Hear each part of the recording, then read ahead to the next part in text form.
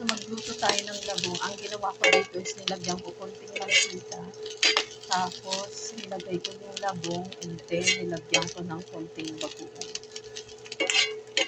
bagoong isda. Kasi parang alam mo mapanghi yung labong na nabibili ko. So, ayan. Ganyan muna siya.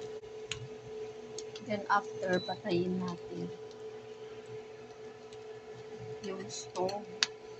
Then, ilalagay ko yung bawang at saka sibuyas.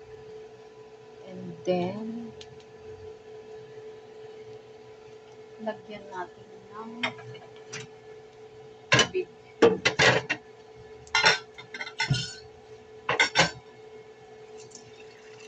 Ayan. Magiging ganyan siya. So, lagyan na natin siyang tubig. Ganyan lang kadami tubig, guys.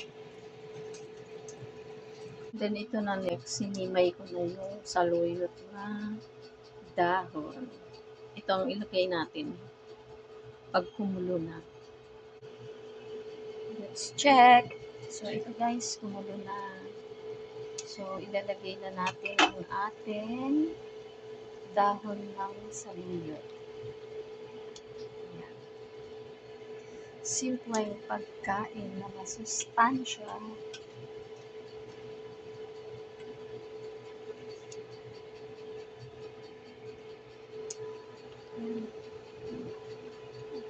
Ganyan na lang natin.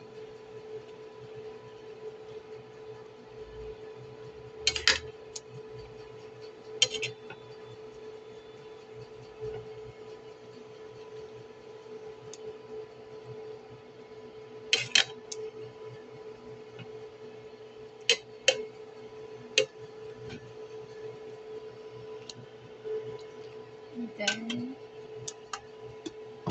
ito na. Ilagay natin ang yan. Para magkaroon ng lasa sa ayan. Habang paluto na yung dahon. So, check natin ulit. So, ayan na siya.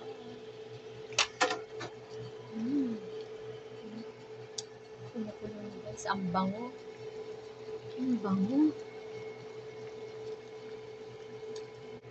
So, ito guys. Binaliktad ko na siya kasi kailangan ko dilutuin ng mabuti yung saluyot. Yung dahon. So, ayan. Gusto ko nang kumain.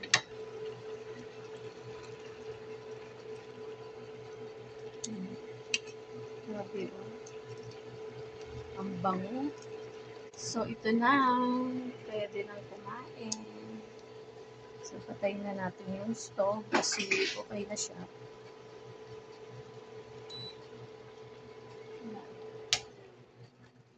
Ayan. Ayan na siya. So, ito siya guys.